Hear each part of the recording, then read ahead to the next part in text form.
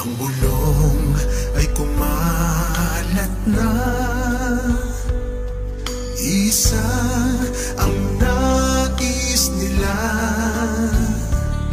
isigaw ang nadarama.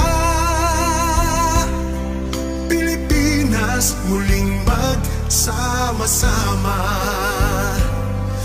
Pilipinas Duterte.